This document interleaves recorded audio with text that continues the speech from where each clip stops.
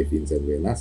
Kali ini analisis intelijen dari Bro Joseph Herman Wenas yang berjudul Jokowi dan Spirit Cocktail Party di Panggung Dunia. Begini, Presiden Joko Widodo tentu saja mengobservasi dinamika pertemuan IMF World Bank Group Spring Meetings 2022 di Washington DC tanggal 18 sampai 24 April 2022 yang diwarnai aksi walk out oleh Janet Yellen, yaitu Menteri Keuangan Amerika Serikat, Rishi Sunak, Menteri Keuangan Inggris, dan Chrystia Freeland, Deputy PM atau Prime Minister dan Menteri Keuangan Kanada.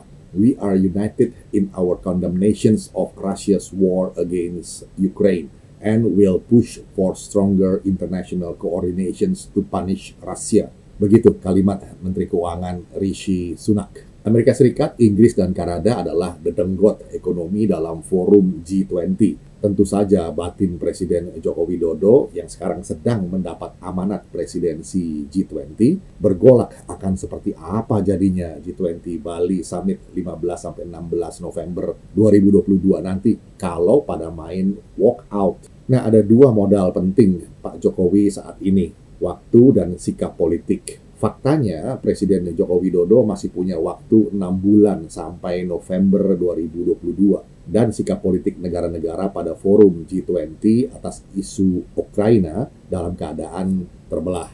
Yang pasti, sahabat, Pak Jokowi sedang berusaha sekerasnya agar semua peserta di Bali nanti walk in. Tidak ada yang walk out. There's more to it than meets the eye. Saya melihat ada peluang menarik di balik manuver Presiden Joko Widodo.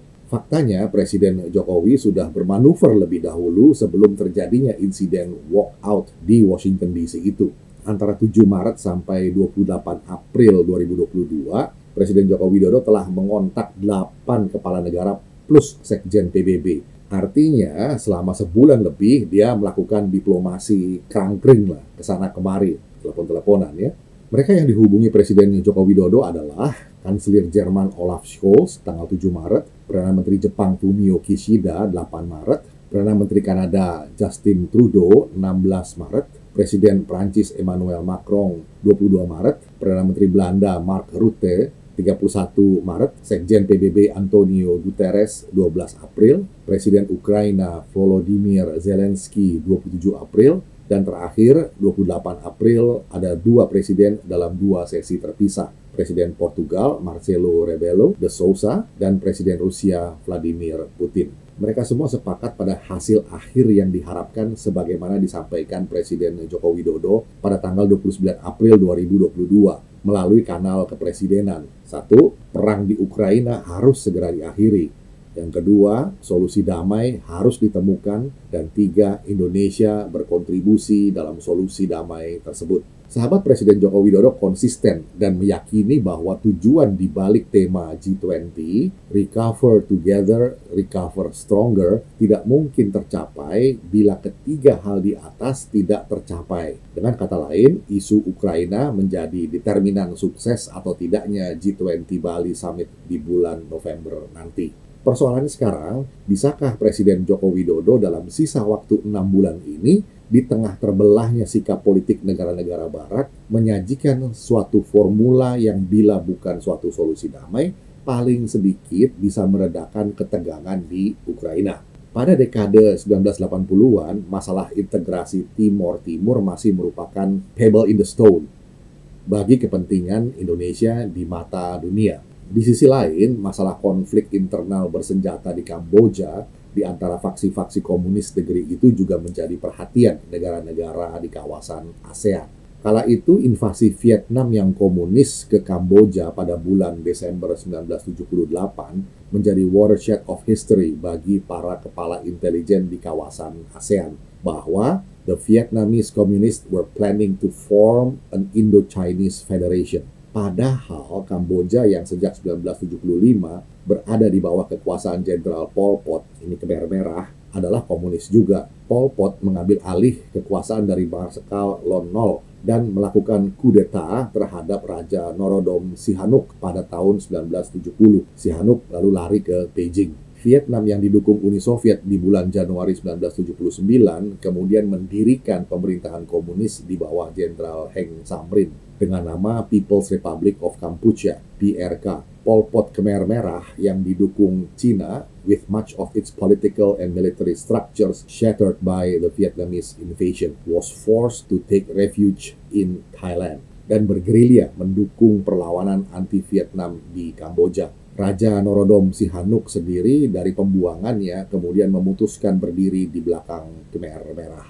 Nah, di Jakarta, Asintel Hankam, Kapus Intelstrat Letnan Jenderal Benny Murdani melihat perkembangan konflik di Kamboja ini sebagai domino efek untuk menjadikan peninsula Indochina sebagai pan-komunisme. Dan di balik proksi-proksi yang bertikai di Kamboja, sebetulnya ada persaingan pengaruh di antara dua raksasa komunisme dunia saat itu atas peninsula Indochina, Uni Soviet dan Cina. Apalagi saat itu Letjen Benny Murdani juga tahu kalau kasus spionase KGB di bulan Februari 1982 yang melibatkan atase militer Kedutaan Besar Uni Soviet di Jakarta, Kolonel Sergei Egorov dan Letnan Kolonel Angkatan Laut Susdaryanto ada kaitannya dengan perkembangan geopolitik di peninsula Indochina ini.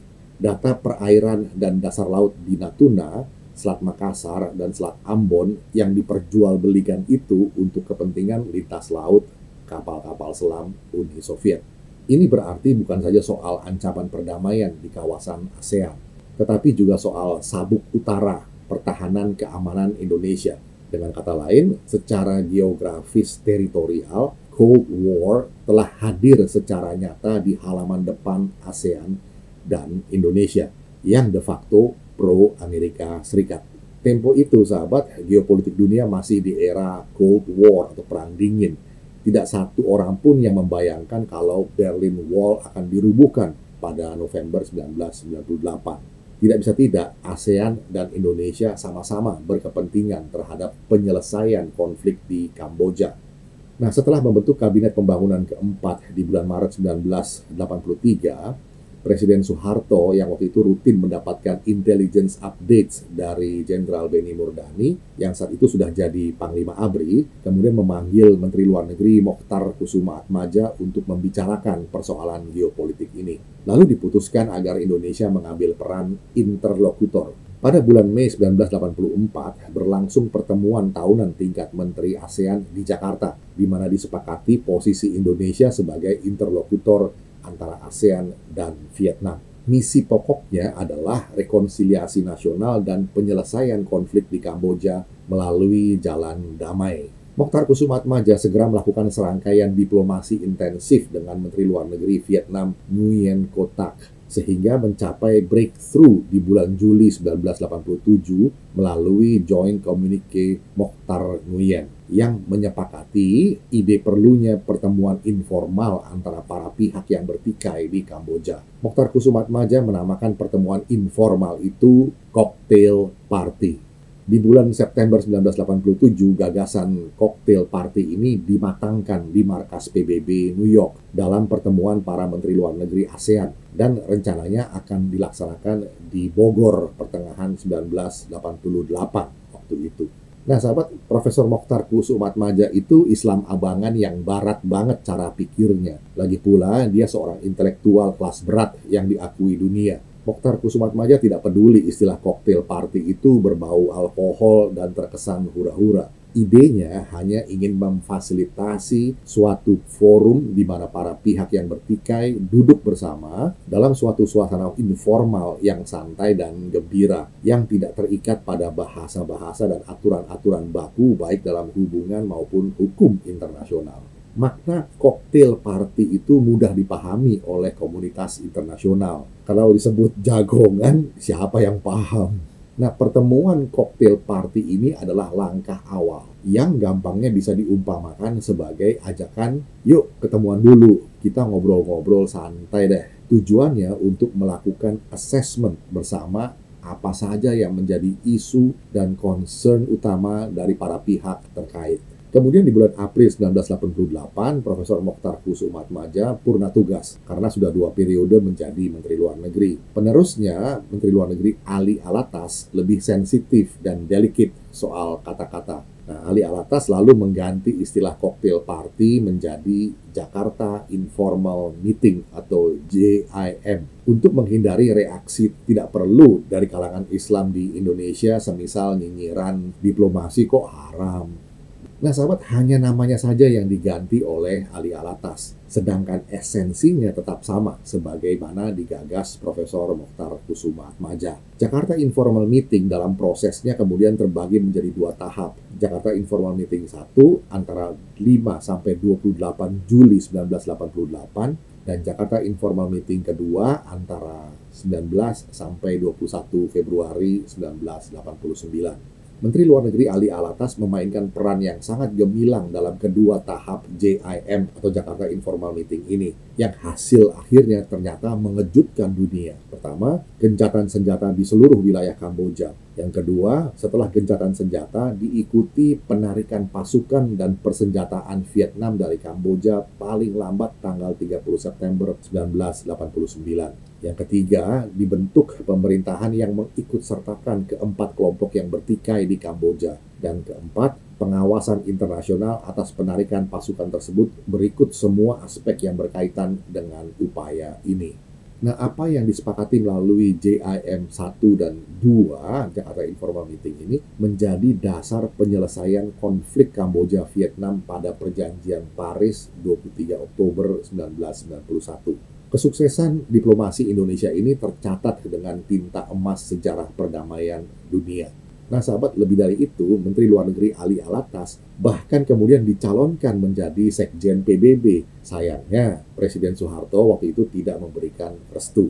Nah, sekarang masih ada waktu 6 bulan sampai G20 Bali Summit pada November 2022. Dan Presiden Joko Widodo sudah intens berkomunikasi dengan berbagai kepala negara atau pemerintahan. Sejauh ini sudah 8 kepala negara atau pemerintahan yang dihubungi, plus Sekjen PBB. Apakah spirit cocktail party ala Mokhtar Kusumaatmadja di balik JIM 1 dan 2 yang dieksekusi dengan cemerlang oleh Ali Alatas ini yang sekarang juga sedang dilihat oleh Presiden Joko Widodo dalam konflik Ukraina-Rusia demi menyelamatkan misi G20 yang menjadi tanggung jawabnya? Bisa jadi, kalau saja Presiden Jokowi berhasil menerjemahkan spirit cocktail party ala Mokhtar Kusumaatmadja itu ke dalam suatu format baru yang kontekstual dengan zaman sekarang, maka presidensi G20 di bawah Indonesia akan menjadi suatu diplomasi yang kembali dicatat dengan tinta emas. Itu pasti. Sekjen PBB Antonio Guterres, ini mantan Perdana Menteri Portugal, akan purna tugas di bulan Desember 2026.